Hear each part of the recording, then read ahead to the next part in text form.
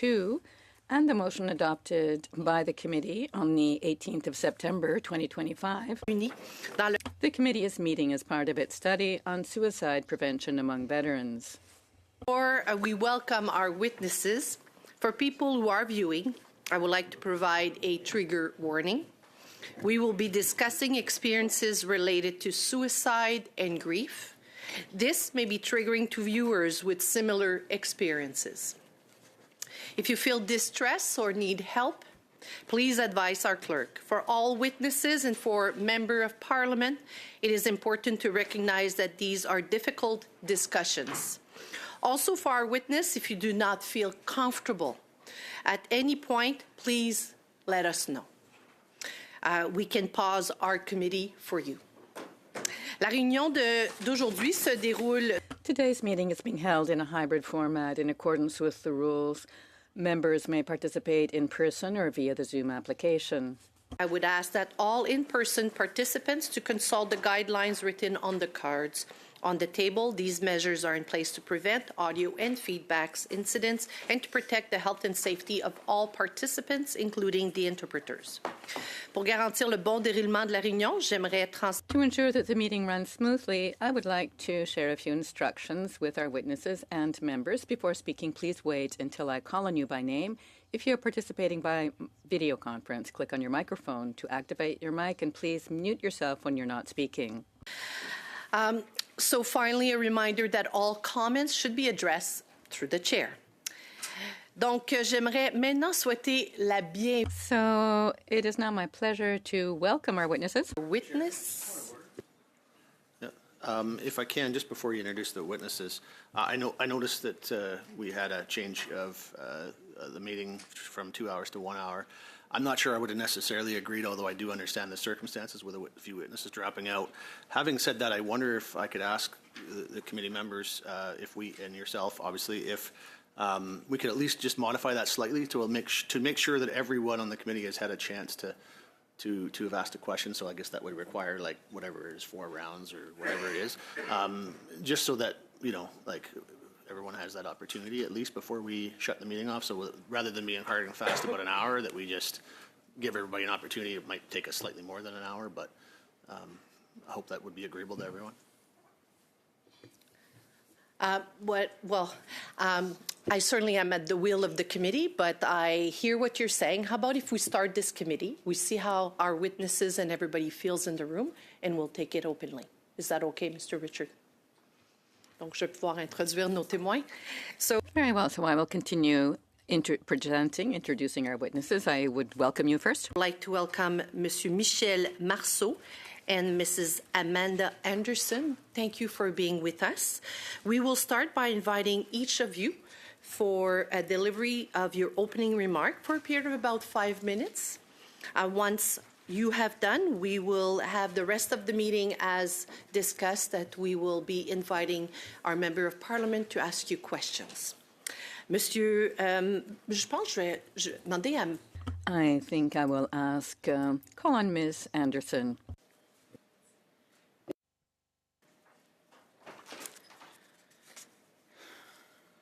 Thank you, Madam Chair and the committee, for this invitation.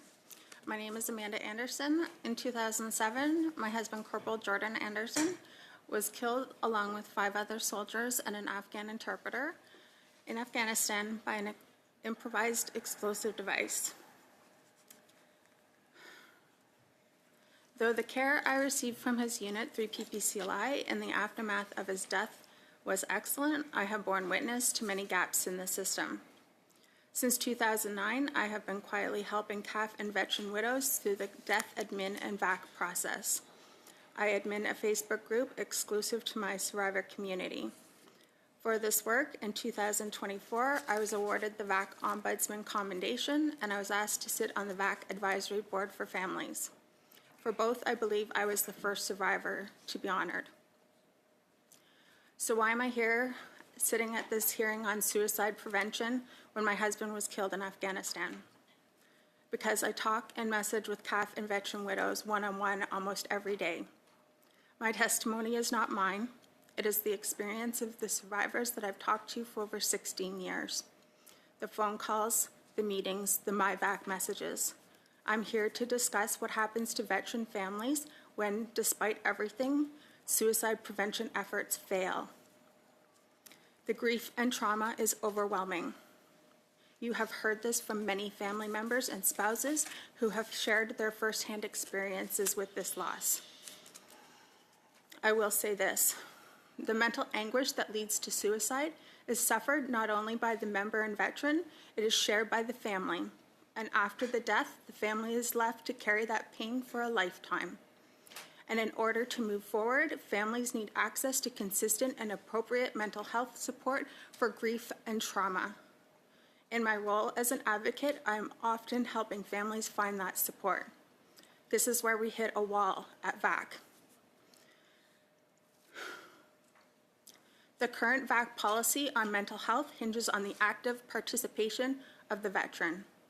It requires the veteran to participate in therapy and advocate for their family member to receive mental health treatment. It requires the veteran's therapist to write a letter saying that it would benefit the veteran's mental health if they received treatment. But what happens when the veteran can't participate in therapy because they're dead? Survivors instead get the VAC Assistance Service. It's a short-term service similar to an employee assistance program, and then we're offloaded to the provincial healthcare system. On the VAC Assistance Program, you're not guaranteed a registered psychologist nor an expert in grief or trauma. Some survivors manage to get a bit of help, usually 20 hours, under the VAC Assistance Service before giving up trying to navigate the various requirements, including requalifying for funding every 20 hours and having their therapist redo the paperwork for another reason. Like traumatic grief is not enough of a reason to need ongoing therapy. A handful of CAF survivors have managed to qualify for the rehabilitation program and get help to meet their rehabilitation goals. This is not therapy for traumatic grief and loss. This program is not open to RCMP survivors. But the majority report they get nothing. No mental health care, not even for deaths VAC deemed service-related, not even the limited assistance service, which is supposed to be offered to every VAC client for any reason. Many tried calling several times, asking for help, and received nothing.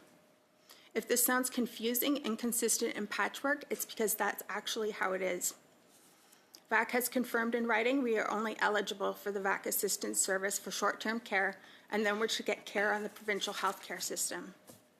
I'll point out here, we cannot get regular grief therapy counseling on the provincial system because it's not a funded service. So VAC is telling us to go get care on the public system where we cannot actually get it. Families are left to pay out of pocket if they're not lucky enough to have private insurance. Why do survivors whose loved ones who sacrificed in service to Canada receive the least mental health care from the organization designed to help veterans and their families? In 2021, the VAC Ombud recommended that families, including survivors, receive mental health care treatment benefits in their own right for service-related conditions independent of the veteran. In 2024, VAC agreed that families should receive mental health care. However, they said the issue was the legislation. An RCMP spouse, Samara, who testified here a few weeks ago, launched a petition to have the government change the legislation after her friend Jessica lost her mental health care after her suicide death of her spouse. Jessica also testified here. We built a Facebook group to support the petition, which currently has 2,100 members. Survivors and their families are sharing their heartbreaking stories. Some of the posts are getting 30,000 to 60,000 views. We are receiving very strong support from the CAF and RCMP veteran community. We are urging everyone to contact their Member of Parliament. The Legion is advocating for family members to receive mental health care in our own right. Atlas Institute, who also testified here, recently stated that military service has changed and called upon services to families to evolve. Atlas specifically stated that Canada has a duty of care to veterans and their families. In the Senate, Senators Klein and Kutchner recently asked the VAC minister about survivors' treatment at VAC, and Senator Kutchner stated, The spouses and family members of veterans need to be treated as people with their own inherent and constitutionally protected rights, not as dependents of the veteran. VAC again reaffirmed their commitment that we should receive mental health care in our own right for service-related conditions just this past September. And the Ombuds said this: I have heard very many heartbreaking stories about veteran families struggling with their own mental health needs as a result of being part of a military or RCMP family. And I must credit VAC for doing their best within the legislative guidelines to provide some mental health supports to family members. However, access for the most part is completely dependent on the veteran's engagement and treatment, and there are many instances where that is impossible or challenging. The stories I have heard are deeply compelling, and I cannot encourage the minister and department more strongly to do what is necessary to implement the recommendations in the January 2021 report. Elsewhere in the same testimony, after the Ombud described the current situation for survivors' mental health care at VAC, it struck me that MP Goudreau asked, is this what we want on our conscience? VAC is supposed to cover for service-related injuries. The ultimate service-related injury is death. Remembrance is not only about poppies, monuments, and November 11th. It's about how a country chooses to care and support the grieving family members left behind.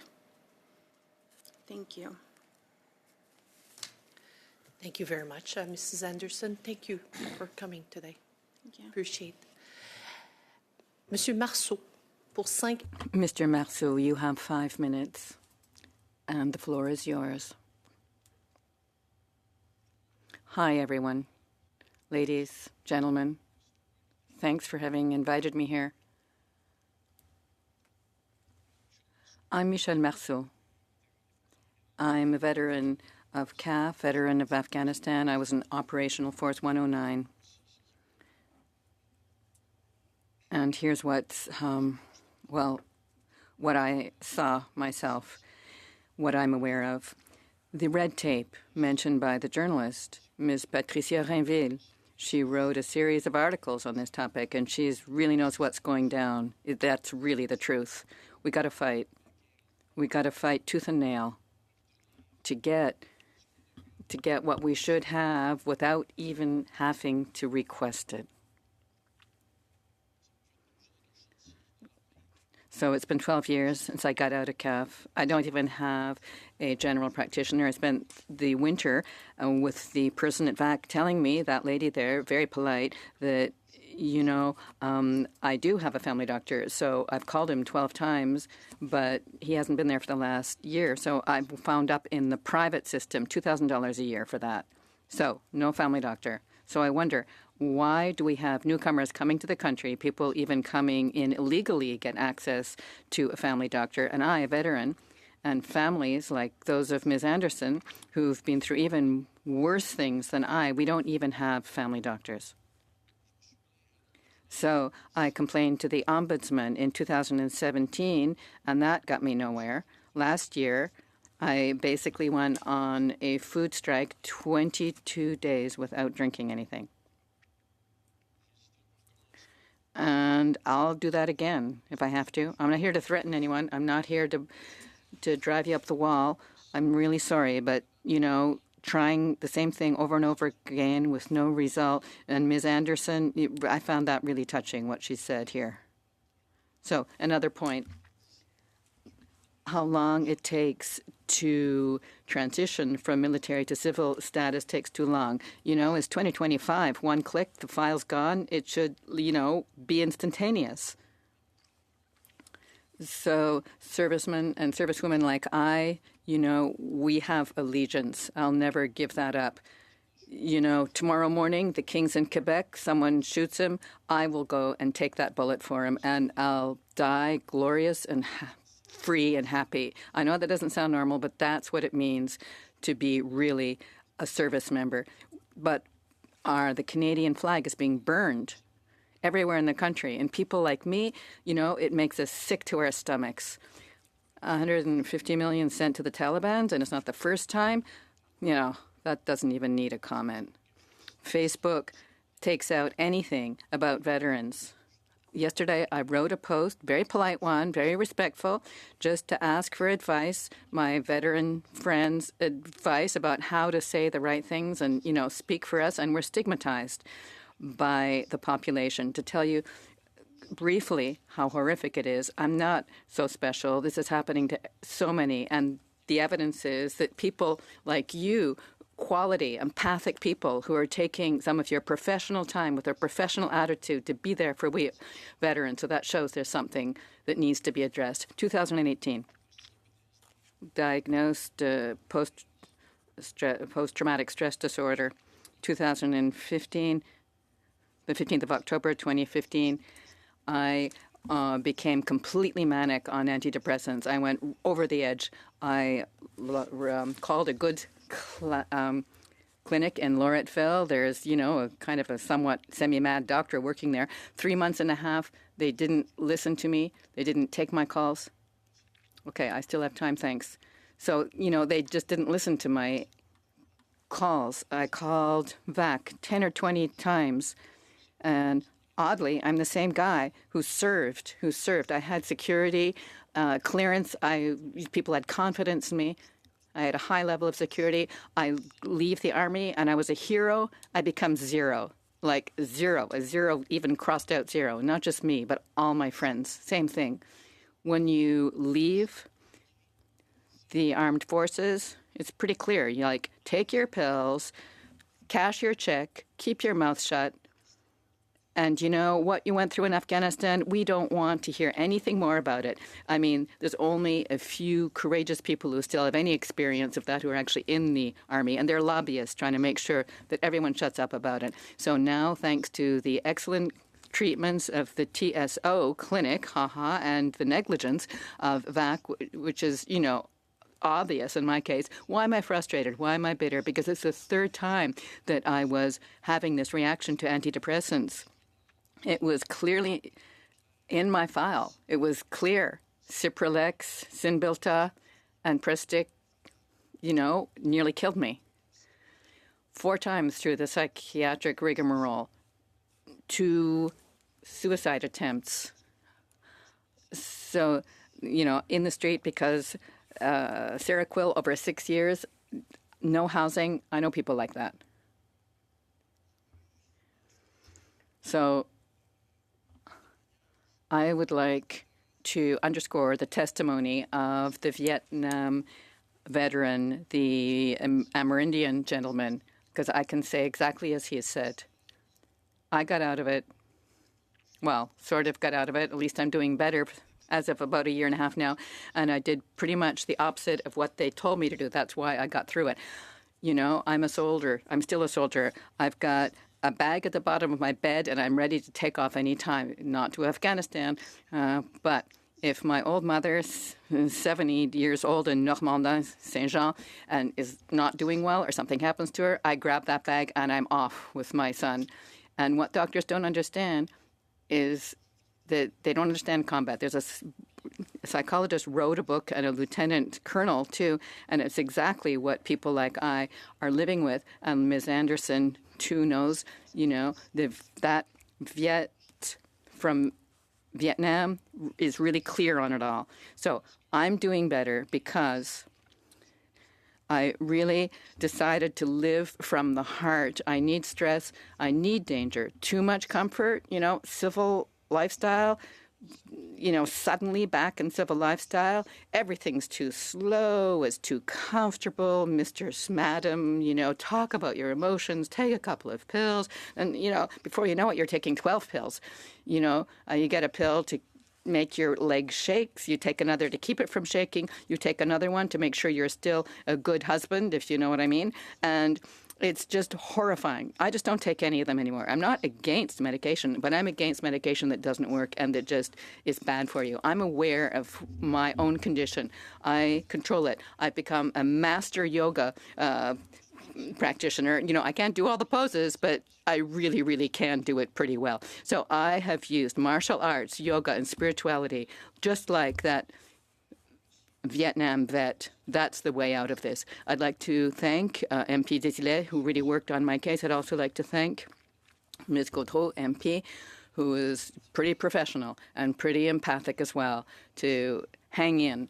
And I'd like to thank the journalist, Patricia Rainville, everyone here, too, and all families of veterans who have passed away, who died in Afghanistan, and long live the King. I'm so sorry. I mean, it's just in my body. Take your time, Mr. Marceau. I'm okay. Okay. I'm back. I'm here. It's really important to us that you take your time, and thank you so much for being here, and thank you for being so courageous. In our round of questions, we will go to Mr. Tomey for 6 minutes. Thank you, Chair, and thank you to our witnesses for coming and sharing and giving us some information here that is very enlightening to us. I will be asking both of you questions throughout this 6-minute period here. And Ms. Anderson, I'd like to start off with you because you led off in the witness testimonies. One of the things that has come clear to this committee or to myself when we're sitting here asking questions is that there seems to be a blind spot, and I've alluded to this numerous times, where veterans get out of the military and then there's kind of like this, you know, I don't know how to describe it, but there's no interaction, and that VAC employees, they have to go to VAC to get services. And in your testimony, you mentioned about spouses. And for me, I think spouses can actually witness the mental behavior and emotional behavior of their spouse that's served. And the block is that they're not able to access VAC because they're not the serving member. Do you think that that should change? Yes. The Ombudsman's recommendation in 2021 recommended that families receive mental health care in their own right, independent of the veteran. And the key there is independent of the veteran, because currently for family members to receive mental health assistance, they need the veteran's permission, basically, and advocacy. And when the veteran is experiencing extreme PTSD or whatever issues they might be experiencing, and the family notices that that family member can't access the care. And that's why the Ombudsman says family members need to be able to access mental health care in their own right. So they don't need the veteran to advocate for them or basically give them permission. They can access it in their own right. Right. So we've got a situation where someone who is witnessing a serving member who is dealing with mental and emotional anguish that could go to the Veterans Affairs, but they can't. And you said that the restriction was because of legislation. Is that correct? Yes. Okay. So they're aware that this legislation needs to be changed, but no one's come forward to change the legislation. Is that That what is you're hearing? correct. And what are your thoughts on that? The legislation needs to be changed to allow family members to receive independent mental health treatment benefits. Okay. I agree Can with I you. add to that? Yes, you can add to that. So I don't know if everybody caught in my earlier testimony, but when it relies on the veteran and then the veteran passes away, people like me cannot access that. So then we're given the assistance service, which I believe I've outlined is completely insufficient for somebody that's going through traumatic grief and trauma. Yes, I agree with you. Thank you so much for your perspective. And I'm sorry that you're dealing with the bureaucratic red tape to get legislation changed, which brings me to Mr. Marceau. Mr. Marceau, you mentioned that you have no general practitioner. Is that because that's a lack of doctors, or is it a combination of lack of doctors or doctors not willing to deal with you being a veteran? Or have you witnessed that? Bonne question, monsieur. Thank you. Je comprends. Good question, sir. I understand what you're saying in English. I used to be bilingual, but I just don't speak English on a regular basis, so I'm just more comfortable answering in French. Last year, I even went on a food strike, hunger strike. I have a promise from the sub-minister, deputy minister, obtained from Monsieur Desilets that weren't respected. And basically, the ball is thrown back into my court. I'm told that in Quebec they can't because blah, blah, blah. All said and done is just a heavy bureaucracy. I never signed on to be in the Army of Quebec. I'm very proud to be a Quebecer, but, you know, I was a member of CAF, and my allegiance is to the King, so I'm not sure why they keep going on about Quebec issues. How does it work to get a doctor there? I don't know. It's not my fight to fight. It's not my expertise, not my field of expertise, so we should just get one. Period. So I'm not sure if that's a good answer, but over the last 7 years, I called like every 6 months, and I kept being told, call back in the next month, call back next month. So finally, I wound up in the La Croix Medical Clinic, you know, some $20-something for 3 visits there.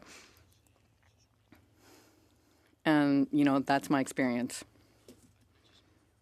Much time, and I'd just like to thank you for your service, and Ms. Anderson, I'm Merci, sorry monsieur. for your loss, and I thank you for your husband's service. I do appreciate what you're doing and what you continue to do both as individuals, which seems to be something that VAC should be doing. Thank you, Mr. Tolmie. Mr. Casey for 6 minutes. Merci, Madame la Présidente. Thank you, Madam Chair. I will begin with a question for Mr. Marceau. And allow me to repeat the recognition of your service and your testimony, and thank you as others have done. I would like to begin on the same topic that Mr. Tolmie brought up with you, which is your hunger strike. If I've understood correctly, after your career in the Canadian Armed Forces, you were highly frustrated by the lack of access to a family doctor. And that was what motivated your hunger strike. Am I right? My motivation, sir, at the outset, it was, you know, a sense of vengeance. And now it's a pro-life mission, really. Last year, I wouldn't have been able to speak to you calmly as I am today. I've done a lot of yoga, and I got through this really myself. I'm speaking, you know, for myself so that my story will be known to you, because I'm pretty solid right now. But, you know, I was just lying in bed taking disgusting meds year in and year out, and that was just really not so long ago. Yes, indeed. The hunger strike was to get a doctor, but also to just, you know, throw light on the situation so that people could see what's going on with veterans who have no doctor, no access to a doctor. That makes absolutely no sense. You get back from Afghanistan, I've got 14 recognized medical conditions on my file, and I got no doctor. I mean, this is like, what? In the Army, I would go to see a doctor only, you know, when I had, you know, some serious wound. I just didn't go for fun. That's not who I am. And now getting a doctor, even asking for a doctor, I don't know, do I have to become an astronaut to be worthy of getting it? What do I have to do for the country? What do my friends have to do for the country? I was speaking to one of my friends, you know, one of the real heroes I have known 4 times to Afghanistan, not just a show-off bodybuilder, you know, with big things on his arms, you know, showing off his muscles, but someone who is totally devoted, a real warrior. I'm a solid warrior, but compared to him, I only went once to Afghanistan. He's been there 4 times. You know, he wanted to die by suicide just last week. He's got no doctor. He's on a ton of pills. Look, I'm sorry. I'm really going off on a tangent here because there's a lot of emotion behind what I'm saying. But look, getting a doctor, you know, that's my frustration, having to pay to go to private medicine when I pay my taxes like everyone, and I've got the military service behind me, which is, in a sense, a sacrifice, and then coming back here and paying privately for medical services. I mean, this is just beyond the pale. Et le résultat de cette... Okay, so the outcome of the hunger strike. Were you eventually contacted by any government people or officials or anyone who has any sort of responsibility for managing the healthcare system in Quebec? I mean, I've heard you say that you did get something from Mr. Harris. Could you explain what response you got from the officials in the system, the response to what you asked for? I have a written promise here from Mr. Desilets that he got, from Mr. Harris that, weren't respected. My case manager at the outset was supposed to, do something to get me a doctor. My two sons, my former spouse and the two boys, and even if she's former, she deserves it as much as me because she was 12 years with me and 14 years with one of her sons, also in CAF in Afghanistan, who also has a lot of problems right now. So I've got these promises here, black on white, that led to nothing. I've got a letter here from the Deputy Minister Harris explaining that, look, sorry, I'm not a parliamentarian, so I don't have your vocabulary. I can't put it the way you do because I was, a warrior. That's my life. So basically, there are all these lovely promises. It's just totally empty. And basically, what I was told is that, no, tough luck, no doctor, nothing's going to happen. Nothing's going to change. Thank you. To Ms. Anderson as well. You indicated that for the last 16 years you've been working with widows, I presume some widows whose husbands died at their own hand. Based on that experience, what advice do you have for this committee in terms of recommendations to be brought forward in order to eliminate, help with the scourge of suicide within the force and within veterans?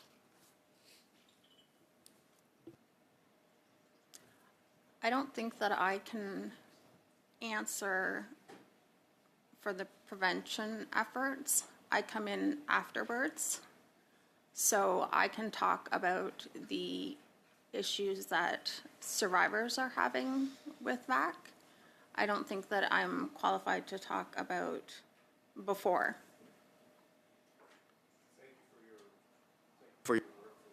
For your work with those that are going through it, and thank you for being with us today. And I'm very sorry for the loss of your husband. Are you interested in?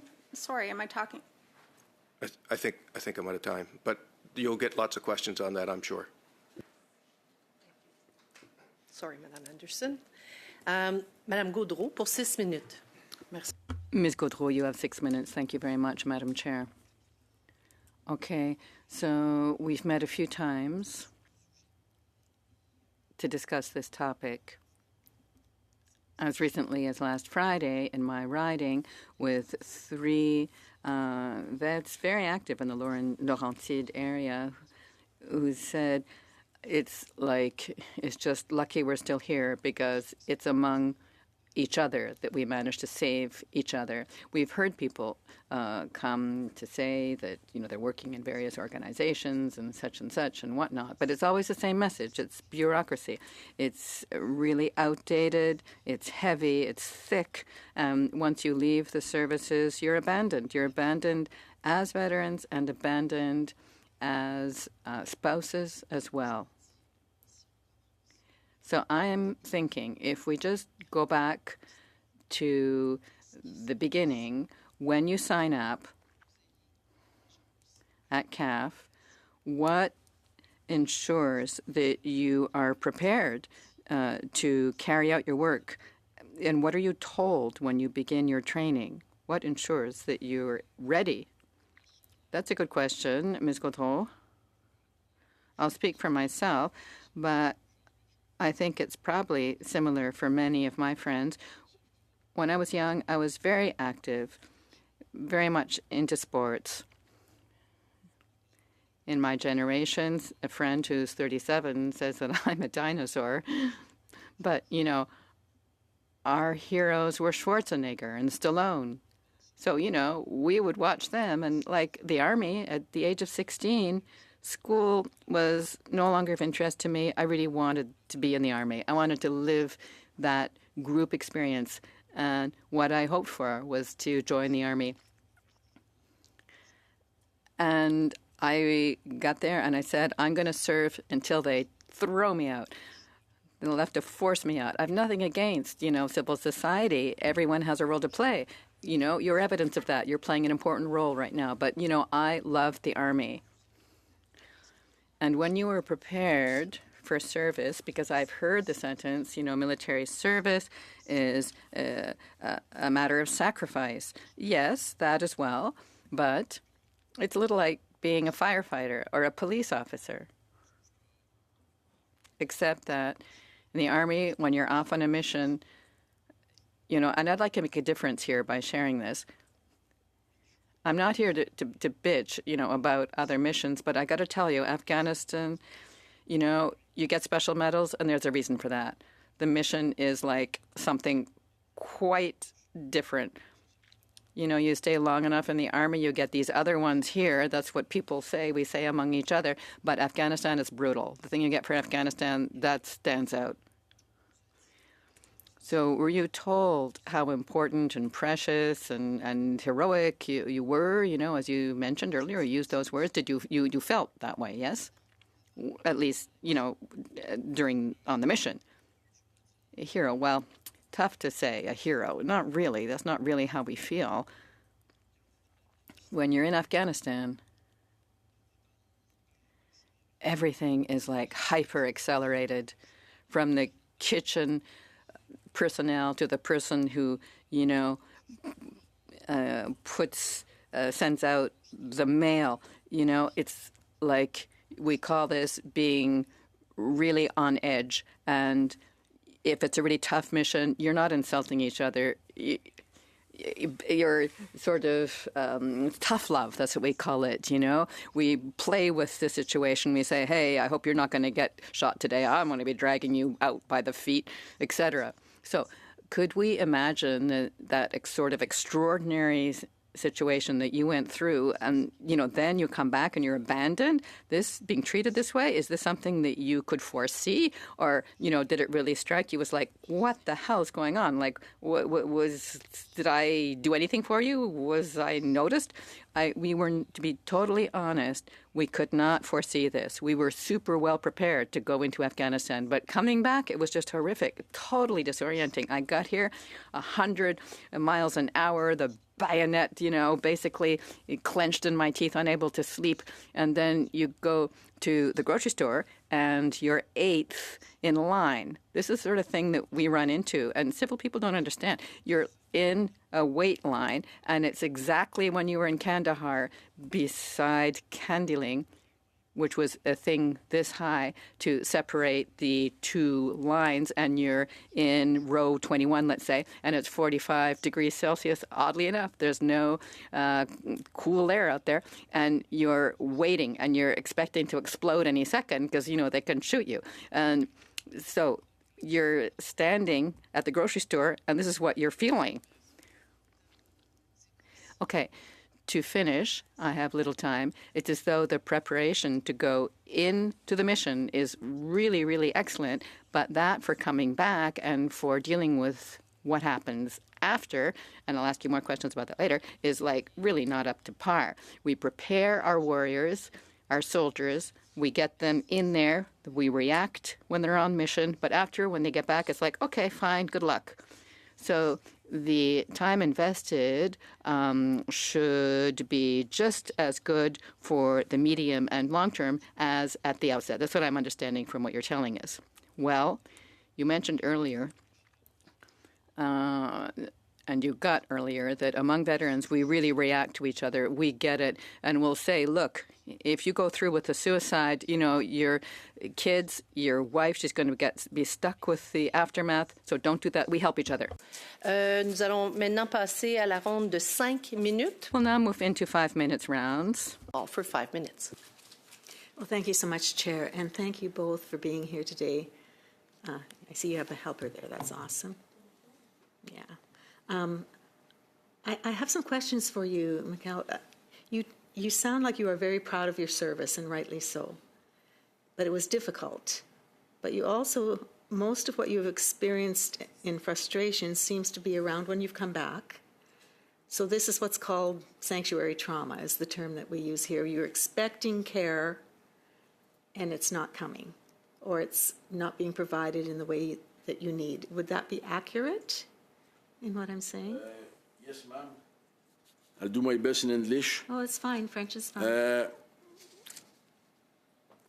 I wish I could speak French. Rappelle-moi la question. Facile.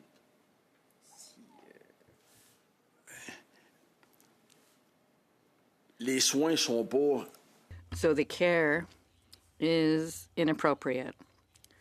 Someone like me and all my friends, all the guys, when the Army was the Army in 91, Metallica was Metallica.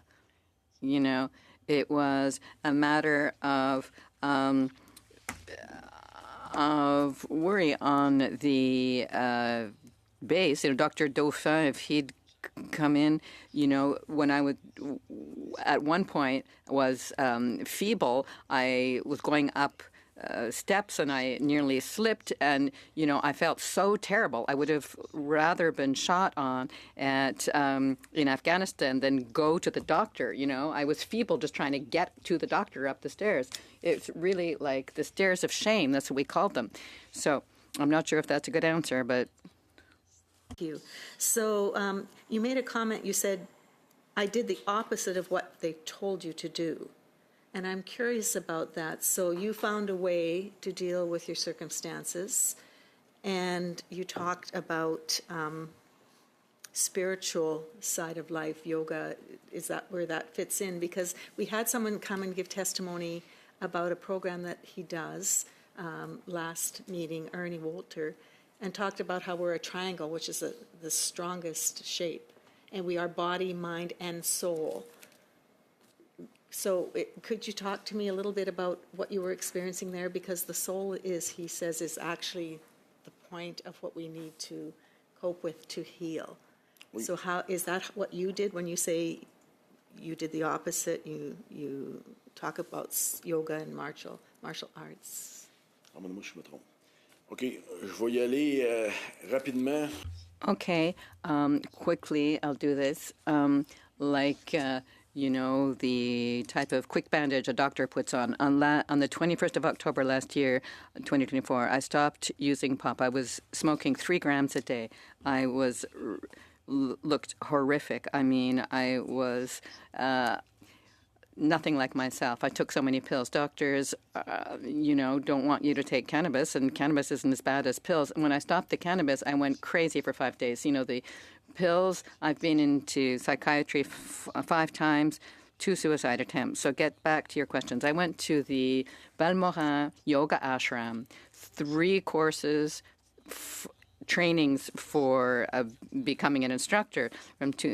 I took from 2001, 2013, I did the basic, the next, and then the super intense training for instructors.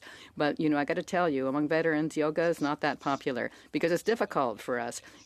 It's not easy to do yoga, and we don't feel good already. And besides, yoga, it just sounds weird, doesn't it? And like a friend of mine said, it's so feminine. But I compare some yoga positions, when the grasshopper, for example, it's harder to do than the deadlift 4 plates.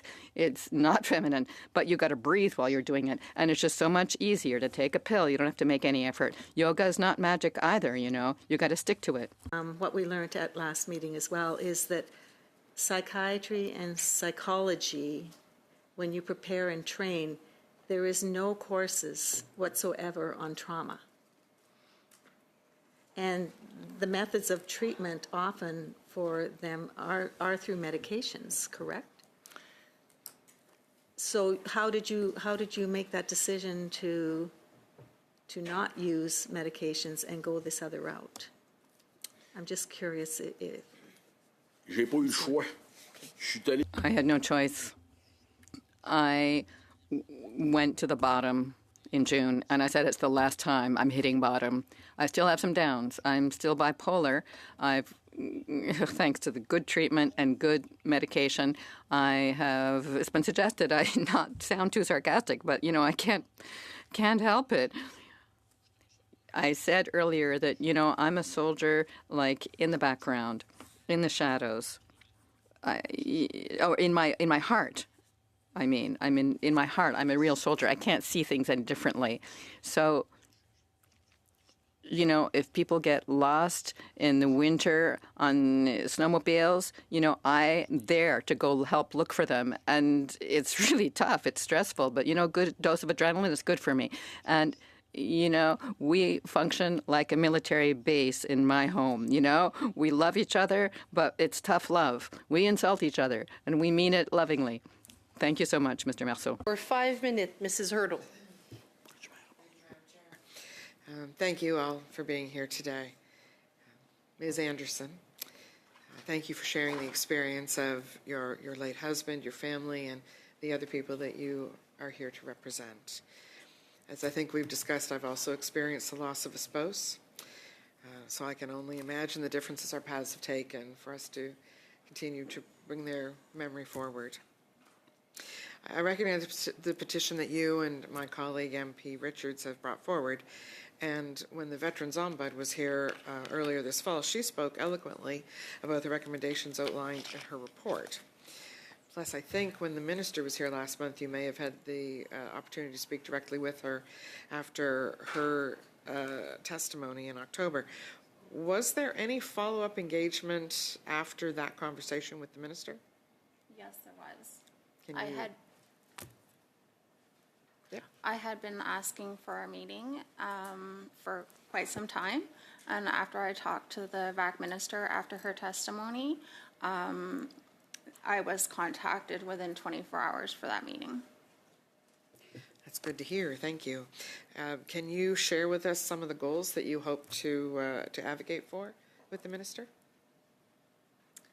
What I would like to see is, of course, mental health care for families.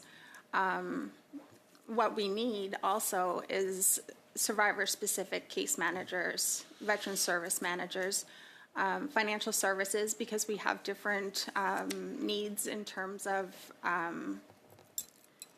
we have different financial requirements, and also we just, how do I explain it?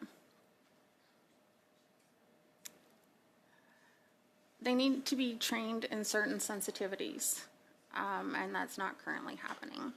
So one of the things that I've been discussing for quite some time is that we need survivor-specific case managers, VSA, financial services, that are dedicated to us. And actually, the USA realized this as well.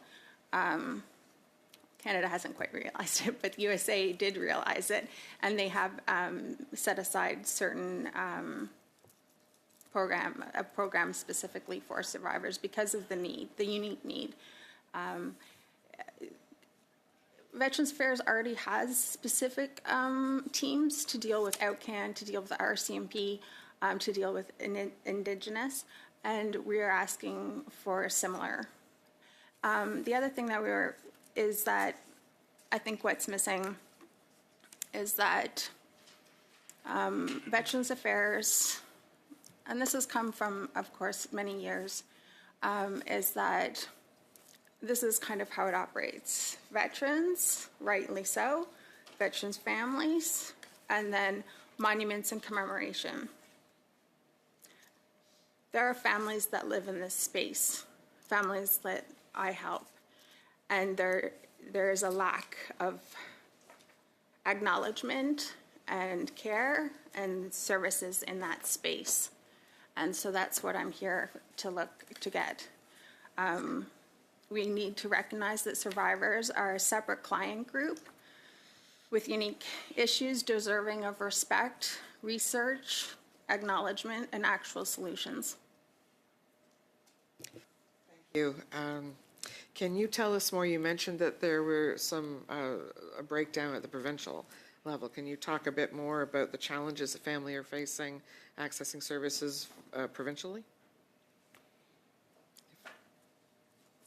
I deal with families across the country, so it varies. Yeah,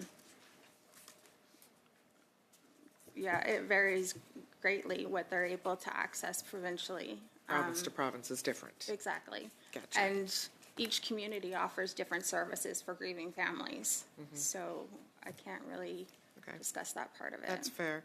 Was there anything further, that when MP Casey was asking a question, was there anything you wanted to add to your answer in the 30 seconds we have left? Yeah, actually, I wanted to talk about the 2021 audit that VAC did on survivor benefits. VAC scored just above a fail, and there needs to be discussion on that. This might not be the right venue, I'm not sure. I only have a couple seconds, so there needs to be discussion on why exactly they scored just above fail when dealing with survivors. In fact, the audit says that they're making up their own booklets because they don't have the right guidance booklets from the department. My friend, I'm out of time. Thank you very much. Mr. Richards for 5 minutes. Let's pick up there on that audit, the 2021 audit that you just mentioned. As you said, it didn't look too good for Veterans Affairs. Didn't have a lot of good things to say. Indicated there was a need for improvement in terms of processing disability benefits for survivors, and it made some recommendations for which the target dates to achieve were September, some are even earlier, but September 30th of 2022, which is more than 3 years ago now. Could you speak to some of those recommendations and whether they've been achieved or not? We need to talk about what exactly the report said before we talk about the recommendations. I'm going to read you a couple lines from the report, not many, but I do have to read them because Veteran Benefit Team, outdated references, did not provide the level of detail that would ensure staff could properly, consistently perform the required duties. There was no formal training related to disability benefits for survivors. Staff relied on coworkers to obtain guidance. Benefits Adjudication and Processing Unit. There's no official business processes or guidance on how to process disability benefits for survivors. There's no formal training related to disability benefits for survivors. Staff relied on coworkers to obtain guidance. The existing business processes for preparing the benefit information letter did not provide sufficient level of detail to properly perform or conduct responsibilities. Okay. Yeah, I think that's all pretty clear, and I think it also unfortunately mirrors, I think, often what we see veterans deal with other types of applications too. So it's the biggest problem that I think we face within the system in order to get help for veterans and for their families and surviving family members. So thank you for highlighting that. It's a little bit different because at least with veterans, because there are so many, there's actual guidance, training manuals. They're educated on dealing with veterans, as opposed to us, where they only deal with one of us every once a year, maybe they'll get a survivor. Right. So they don't have the right processes in place. Got it. They don't have the training. This is their audit team that says it. Right. So it's even worse for survivors, is what you're saying. Can I just turn to you now, Mr. Marceau? There's a few things that you mentioned that I wanted to follow up on. I guess I'll start with the care, and it's been discussed a couple of times in the questions already, but if I understand what you were saying, I mean, and we've heard it before. This isn't the first time we've heard this from veterans. That it seems like Veterans Affairs. The answer is always kind of let's push you into some medication, some drugs, and often veterans say that's not what I want. I don't want to be medicated and drugged. What I want is to get the help that I need. And that might come in the form of some of the things that you talked about, different types of programming, different peer support situations, different therapies, and those all exist out there. But unfortunately, what often happens is veterans have to find out about them themselves, or they have to pay for them themselves. Instead of Veterans Affairs saying, here's what's available to you, this might work for you based on your interests, and ensuring that you get the help you need. So I wondered if you could speak to that. Is that what you're referring to here? Is that you seem to be getting that push towards medications and prescriptions and drugs rather than saying, here are some opportunities for you to get the help that you need? Is that what you're referring to there? And you want to speak to that more? Yes, sir. Sorry.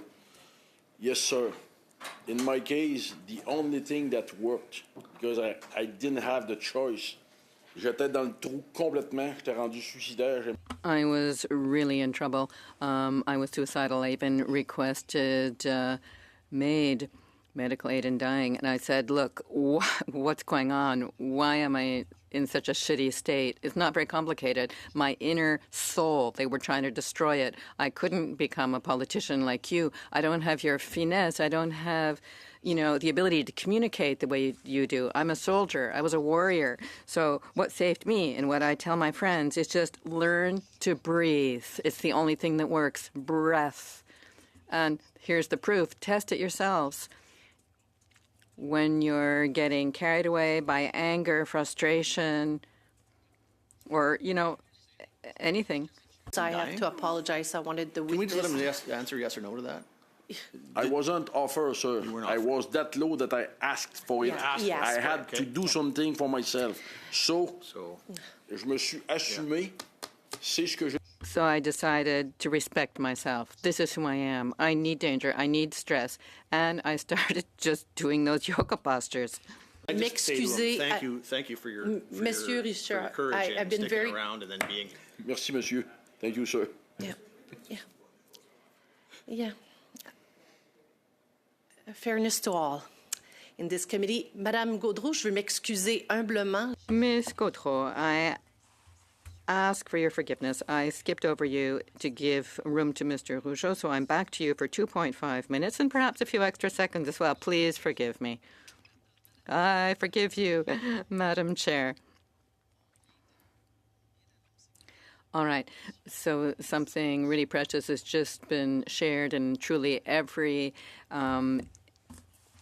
individual should work on coordinating their breath with their heart, breathing deeply, and so on. But these are the sorts of things that people can learn, and you can get help with that. Unfortunately, it's not through lack of will, of officials, the departments, or elected officials. It's rather a number of choices that have been made, and these choices need to be corrected, really profoundly shifted. At present, the department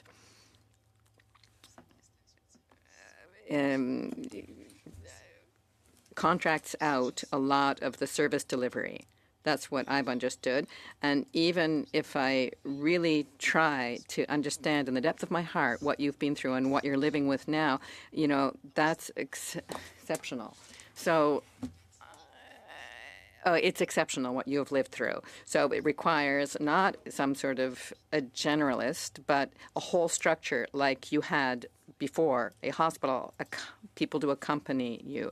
So follow your case so you know what door to knock on and that you aren't abandoned. Right now, it's about political will, because all of us here, we're so sorry about what's going on. And speaking for myself, I am very concerned about what will happen in the future, because we're going to be spending more on national defense. And before we go too far in that direction, we need to clear up the basic rules. So I say if we reconnect with all veterans, families, and we stay connected with them, remain connected with them to ensure that services are offered to you, correct services, the specific ones you need, then you say that, yes, that's exactly what we need. Yes, you touched on it just there, is that CAF is getting an influx, and we know why they're getting an influx. And logically, if CAF is getting an influx for the reasons that they are, the Veterans Affairs budget is going to, there's going to be more people needing Veterans Affairs. That is,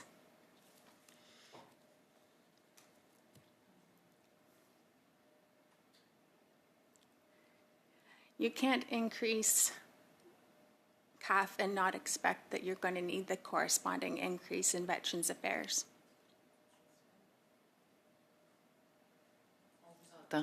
Vraiment. En quelques mots, parce que Okay, I hear you. We agree, truly.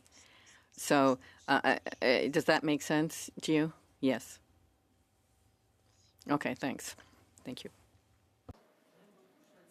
Vous êtes probablement la personne. I must say that you are probably,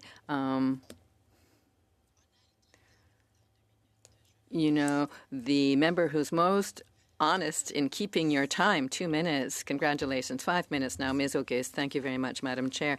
And at the outset, Mr. Marceau, I really want to thank you for your service.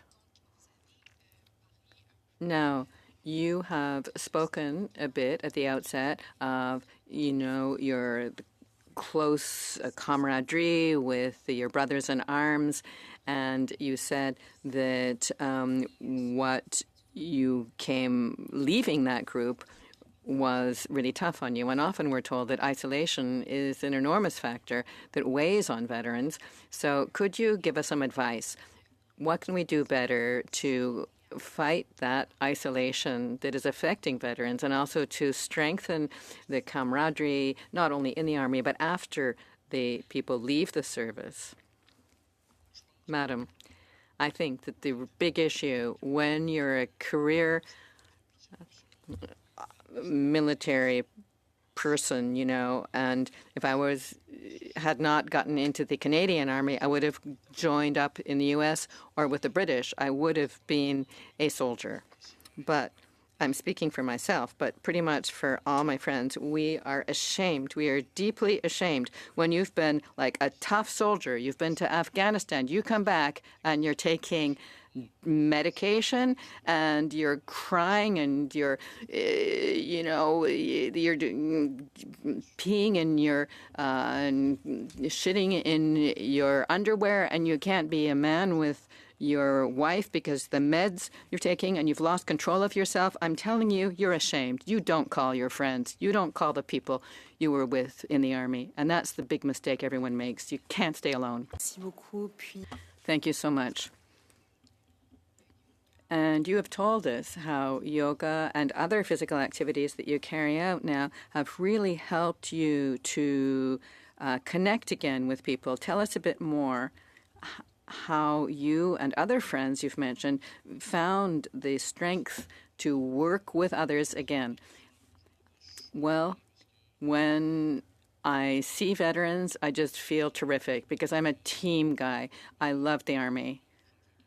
But honestly, I don't spend enough time with veterans. I joined the Legion, and recently I've gotten back in touch with a whole pile of people that I'd lost track of, for 10, 15 years, all over the country, basically. I'm not sure if this is a good answer to you, but basically, when you break, it's called break. And it's happened to me and pretty much all my friends who were in Afghanistan.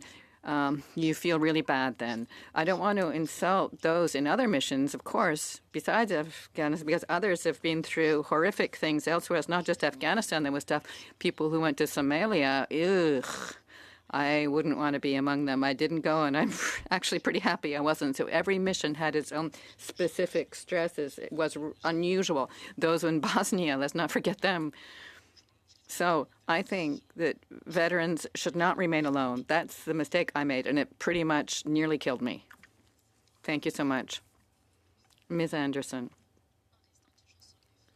So, still on the issue of isolation, you've told me about your Facebook group, I think, that helps to some extent to prevent families of veterans from remaining too alone. So, could you tell me how you work to break through that isolation?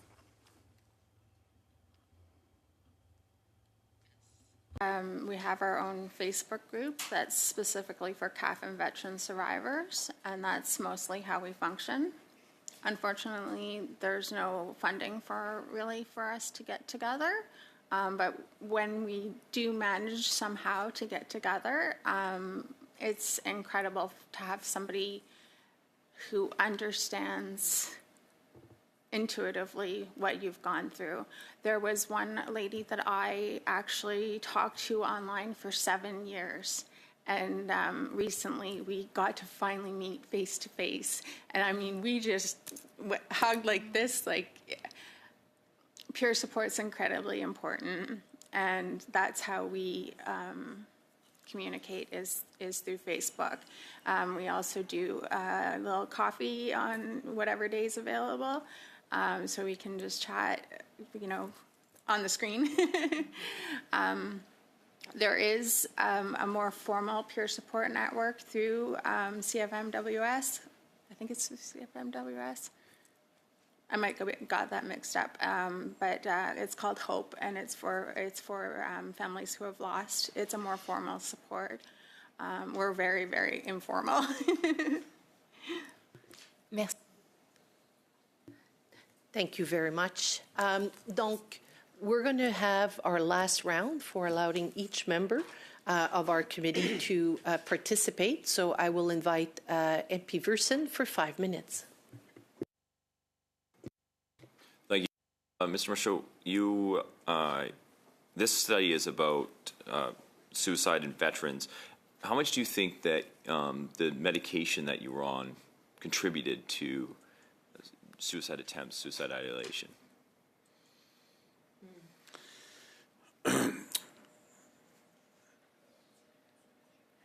J'ai fait ma première réaction aux My first reaction to antidepressants occurred on the Valcartier military base. I was very lucky when that happened because I had the help of a highly competent psychiatrist, Joëlle Bernier, a great woman, and I salute her. When I got there, I spoke like a gorilla. I couldn't concentrate. I had 1,000 projects for next minute. I was too aggressive.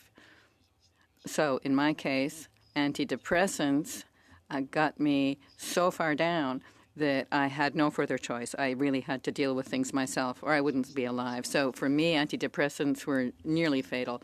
Why am I bitter? Well, it's because this was the 3rd time, and I've told the truth, always told the truth. So if, I hadn't gotten better, I would have been here just because I was vengeful, but now I'm here because I believe in doing my duty. I'm doing this for people who are unable to speak, who are cramped on the floor at their homes, who are taking doctors given them by, Dr. Mengeles. I'm not saying all doctors are Dr. Mengeles, but there are certainly some of them in the gang. And I'm not against medication, again, but meds are not the solution in and of themselves. And for me, it put me through hell, but now I'm here.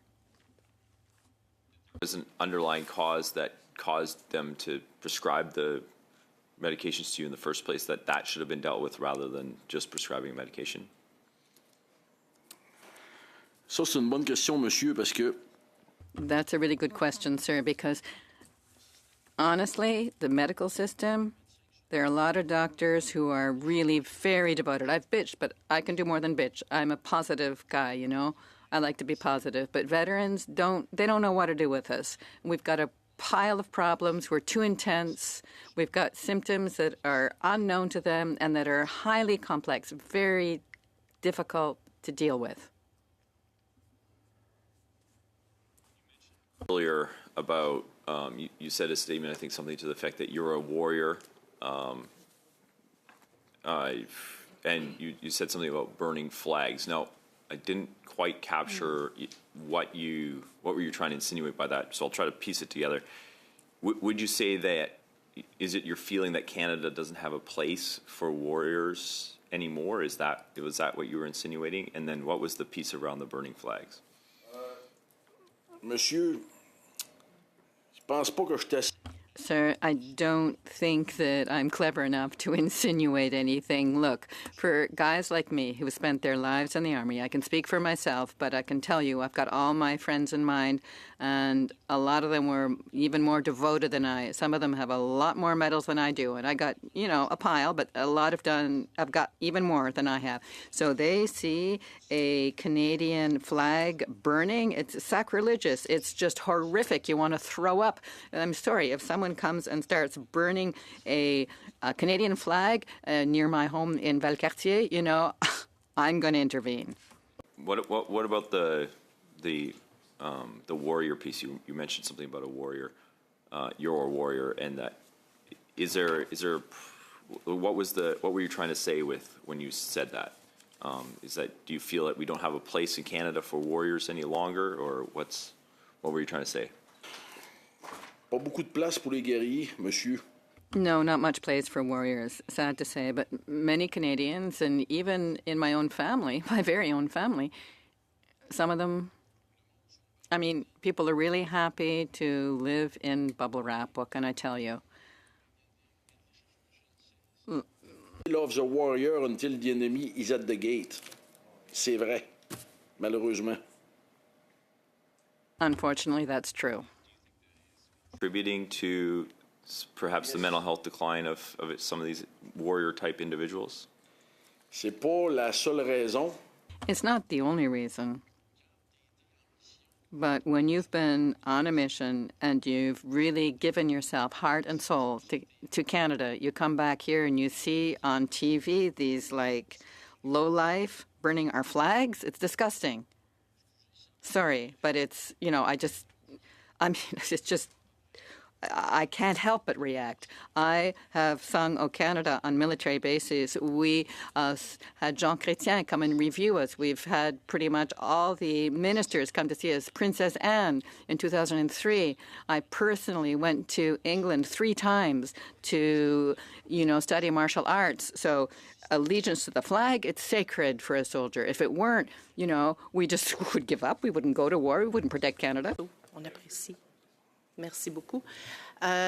Monsieur Casey, for 5 minutes. Thank you, Madam Chair. I don't propose to take a full round of questions, but I will take this opportunity to extend my appreciation to both of the witnesses for being here today. This is extremely difficult to come into a public forum and to bare your soul as you have, and please know that it is appreciated, and once again, thank you for your service to widows, Ms. Anderson, and thank you for your service, Monsieur Marceau, to our country. I don't have anything further to add. Thank you. Merci. J'apprécie parce que. Thank you. I appreciate that because it'll give me a chance to say something myself. I don't usually take a lot of time, but I want to thank you. Your courage, for your support. I want to say thank you for your service. Merci pour vos services. Monsieur Marceau, j'ai vu votre... Mr. Marceau, I saw your hand up, so please go ahead. I cede the floor to you. Thank you so much. As a career soldier, I recommend and suggest that the ladies here, like Ms. Anderson, that, something happened in Parliament, you change a law or something, apply some sort of force, that they have a right to wear the medals, maybe on the other side, but this lady should be wearing her husband's medals. She deserves that as much as I do. Thank you. Mr. Marceau, thank you. We have discussed this, and I'm very happy that you took a moment to share this point of view with us. Thank you. Thank you for your service. That will conclude your time with us. Donc, merci à vous. Thank you. Madame Gaudreau. Ms. Gaudreau, yes, I think that with our witnesses, we see clearly that every time testimony is given and every study we carry out, it's all important. And as a couple of weeks ago, I advised that I would give motion following testimony that we got. I would like now to provide that notice of motion formally, if you will so allow, given that we have a little time and it's of the highest relevance. Certainly, I will give you the floor. I just want to ensure that our witnesses understand that this completes your testimony. You're welcome to remain with us for a few days. Ms. Gaudreau is just going to share a notice of motion that she wants to discuss with us. To you. So I just want to make sure if you need to leave, you can do it. We would appreciate if you want to wait a few minutes so we can properly greet you and,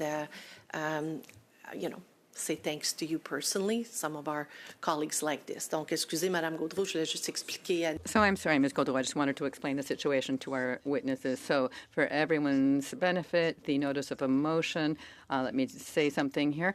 Okay, so pursuant to Standing Order 1082, the committee undertake a study of a minimum of 3 meetings on service delivery, quality of care, and clinical guidelines provided by LifeMark Health Group, but not limited to that organization, as well as any company mandated to provide health care and psychological services to veterans.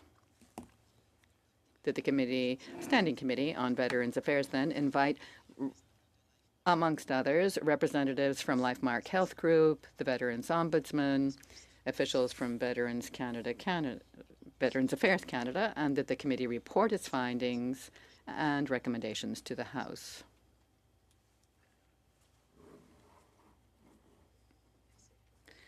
Thank you very much, Ms. Gaudreau. Thanks, Chair. And I'm certainly in agreement with the motion. It's something that we hear about quite often from veterans and service providers. So I think it is worthy. I mean, there are a number of things I think that we should be looking at in this regard. So I'm very supportive of the motion. I won't speak to it any further other than just to move an amendment, which would be to add the Minister of Veterans Affairs to the list of witnesses that would be invited. Any comments on the amendment? Mr. Casey? I'd be interested to hear from the mover on that first, please.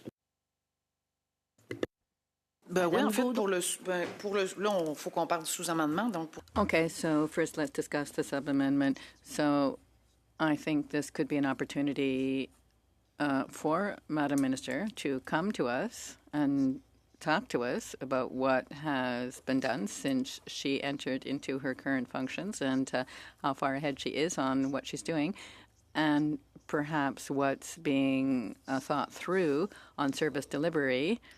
So that's quite legitimate, I think, to have the minister, based on her availability, of course, and then, of course, we'll check that when we get back at the next session. But I think it could be a good opportunity, and for us as well, for both of us, for us and for her, so I fully agree. Moreover, if we want to shed more light on service delivery, because every time we hear a witness, we, see that this is really what's at issue, and this could lead to recommendations such that the department will be able to make choices and say, if we want to improve our services, we have some ideas, because we will have done our work providing recommendations and provided ideas for new care for our veterans. So I would be in favor, unless I'm told elsewise. This would be a good opportunity to have the minister come and visit us in the study, which is of an issue for us. I'm not sure I agree with the rationale to inviting the minister, but I'm not stupid. I can count the votes. Let me offer a couple of observations. First, she's going to be here next week. We'll have her here for an hour. If people want to ask about this, I expect that there'd be pretty wide latitude extended by the chair.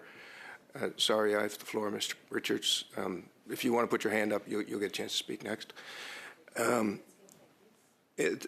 so that's the first thing. The second thing is it doesn't I don't see in the motion any indication of the timing of this study. I know that we have an agreement that the next study would be on entrepreneurship. So obviously, her attendance would be, of course, subject to her availability, and so it's. Yeah, so I put that on the record. If Madame Gaudreau is going to vote for it, where there's not much point in belaboring it. Madame Gaudreau? Ms. Gaudreau, I admit, Madam Chair, that I hadn't necessarily focused on the minister's visit, and unless it's shown otherwise, I imagine that we could put questions to her. As she's surely listening to us at present, she will surely be prepared and be preparing herself to answer our questions about service delivery, so we can say it's pretty much a given. This being said, as for the time already set aside in our calendar, I have often seen, Madam Chair, and often it's helpful to run studies in parallel, because the one that we are currently engaged in is of the highest importance, and we have been discussing this.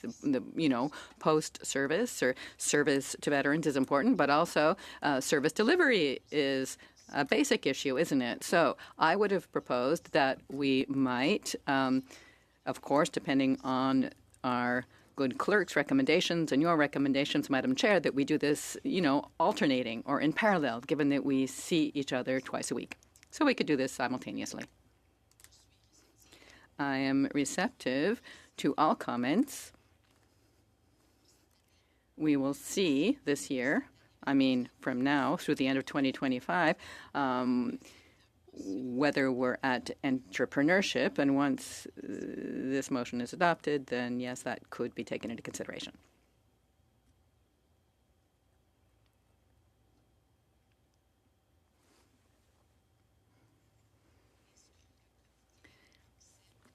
Is it the will of the committee to accept the amendment put forward by Mr. Richards?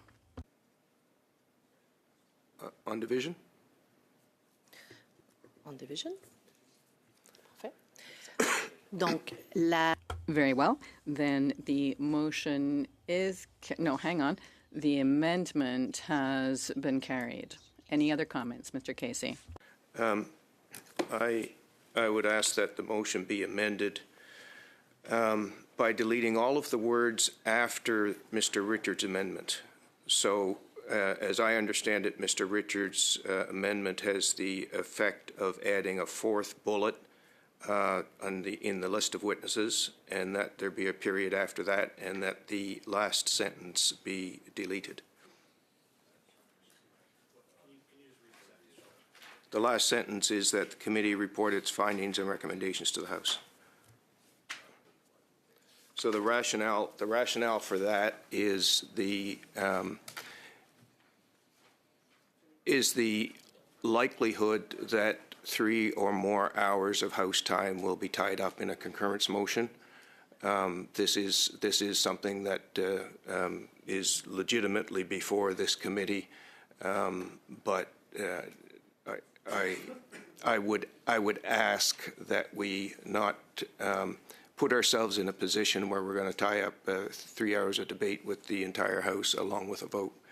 That we can achieve what we need to achieve simply by doing this report and having the information in front of us. Madame Gaudreau. Ms. Gaudreau, I just want to ensure, because the wording, if the wording states that there will be a debate in the House, well, what counts here, as in all committees, is that once we draw up a report, we correct it, we submit our recommendations. Well, what do, Mr. Chair? We bring it to the House. We table it in the House at a minimum. So I asked the clerk, what should we enter to say that the committee shall table the report in the House? I'm happy to have a friendly amendment, but we certainly need to table it officially. I will, and I'm sorry, I just want to ensure that I'm doing the right thing, we will adjourn for a few minutes just to ensure that we get this written correctly. I would like 30 seconds to discuss this with my clerk.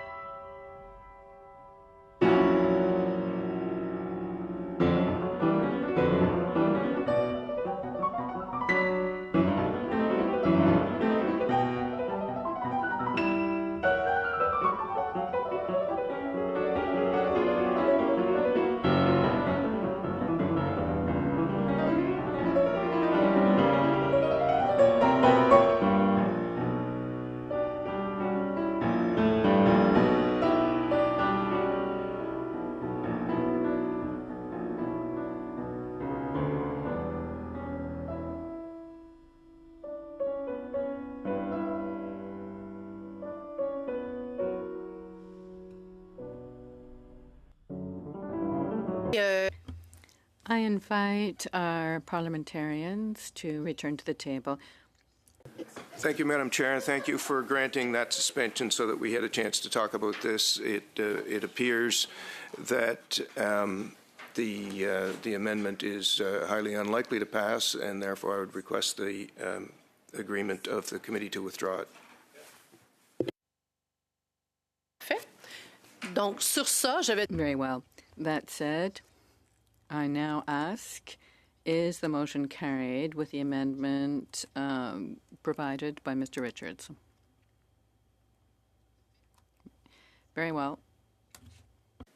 Mr. Richard. Since we're into the idea of motions, I'll move the one that I have on notice as well. We get very few opportunities. Hopefully it can go even smoother than this one did. Yeah, well, I mean, I would hope this would be something that wouldn't require negotiation. And, you know, we've heard from veterans a number of times who've appeared before the committee about this situation with the monument, presence and absence, the memorial that's has been brought up by a number of different veterans. And I noted a couple of weeks ago, I think it was, that the Ontario legislature actually passed a motion about this as well. So I want to bring that to this committee.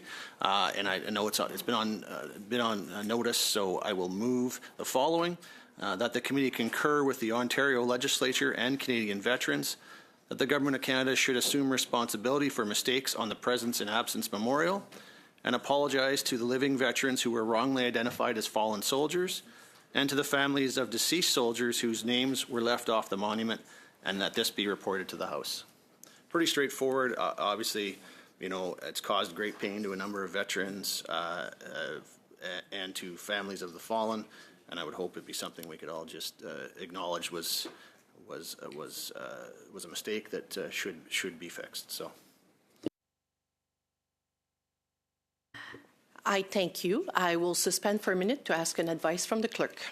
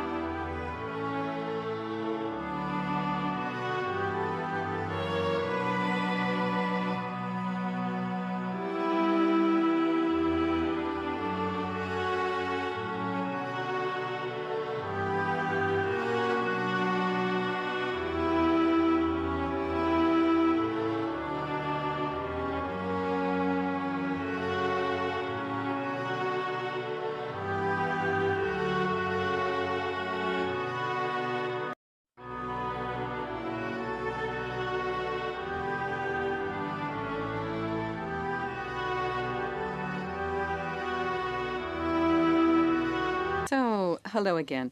I think that we have reached a conclusion. Casey, to speak. Thank you very much, Madam Chair. And once again, the suspension proved worthwhile to try to come to consensus on this. So I am proposing a substantial amendment. The effect of the amendment would be essentially threefold. One, there is pending litigation in this matter. A change to the wording that I proposed in my amendment is designed so as not to thrust herself into the middle of a court case. That's the first thing. The second thing that the amendment does is it includes direct reference to female soldiers and female veterans in the French version. The third is that the apology that's being offered by the amendment is an apology for the harms that have been caused without assuming responsibility. Again, back to the litigation point. So all of those things are embodied in the amendment. What I propose to do is to read what the amended motion would look like. If it's the preference of the clerk that I indicate which words I want taken out and which words I want added in, I can do that. But once all of that's done, the motion as amended would read as follows: that the committee concur with the Ontario Legislature and Canadian veterans, and that the Government of Canada acknowledges mistakes were made in the presence in absence memorial that caused emotional and psychological hurt and harm, and apologizes to the living veterans who were wrongly identified as fallen soldiers and to the families of deceased soldiers whose names were left off the monument. Et en français, la motion après l'amendement. And in French, the version would be that the committee concur with the Ontario Legislature and Canadian veterans, and male and female in French, and that the Government of Canada acknowledges mistakes were made in the presence in absence memorial that caused emotional and psychological hurt and harm, and apologizes to the living veterans who were wrongly identified as fallen soldiers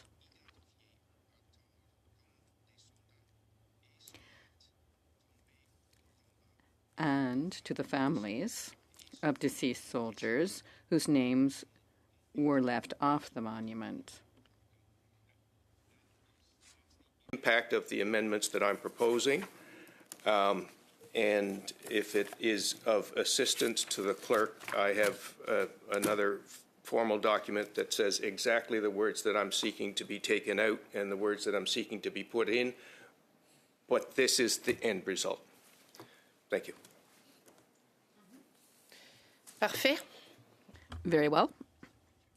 Mr. Richards. I'll keep this very brief. I certainly understand the rationale and am comfortable with the changes that are being made, but I am not comfortable with the thing that's removed at the very end, which is that this be reported to the House.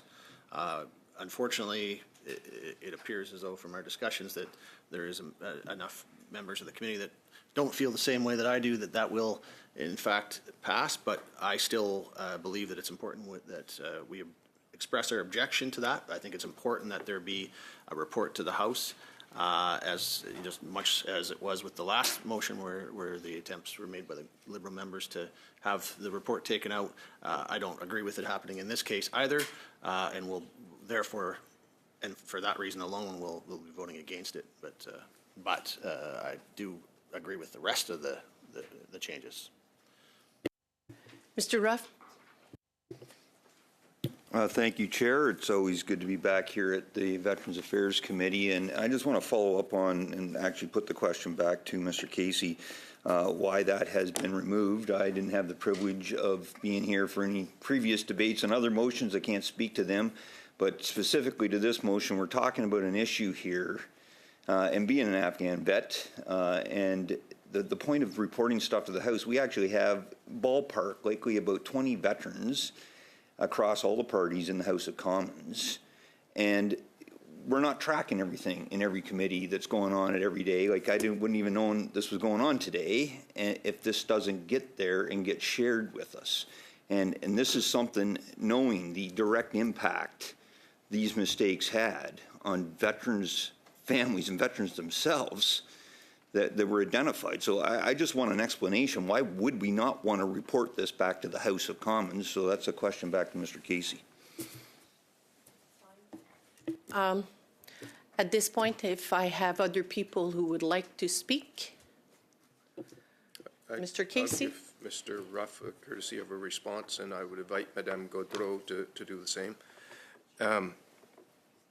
What's important here is the apology, as opposed to potential 3-hour concurrence debate and a standing vote. And that is the reason for that. What the plaintiffs in the case have asked for is an apology, and nothing more. And so that's, as far as I'm concerned, we're going to give them what they asked for. Madame Gaudreau? Essentiellement, là, faut... Well, essentially, we need to consider the individuals for whom this really counts. And what has been said and mentioned is exactly what is here in this wording. However, if we find that the acknowledgement of mistakes made to living soldiers, just get put off or disappear into the ether, I will be very quick to bring this back to the table. So I'm very serious on this, and I am ready to vote.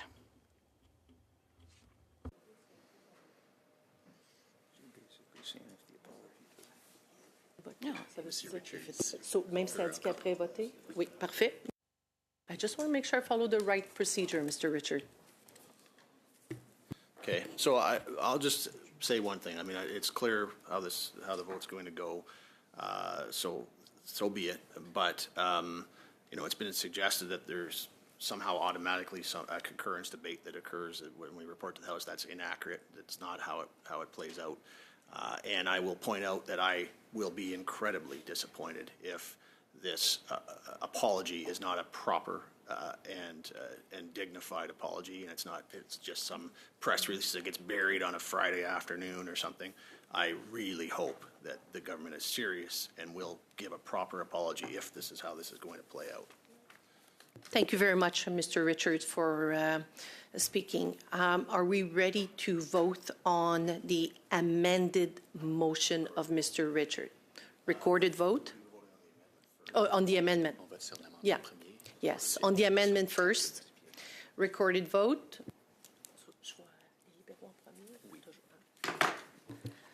Madame Auguste.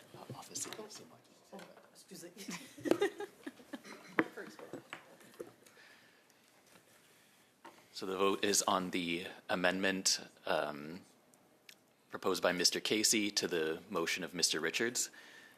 Madame Auguste. Je vote oui. Mr. Casey. In favor? Mr. Batiste. In favor. Ms. Hurdle. In favor. Mr. Richards. Opposed. Mr. Tolmie. Opposed. Mr. Viersen. Opposed. Mr. Ruff. Opposed. Madame Gaudreau. En faveur.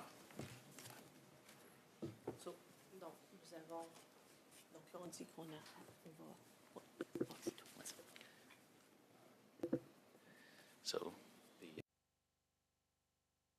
5 votes in favor, 4 votes against. The amendment carries. So we will now proceed with the motion as amended.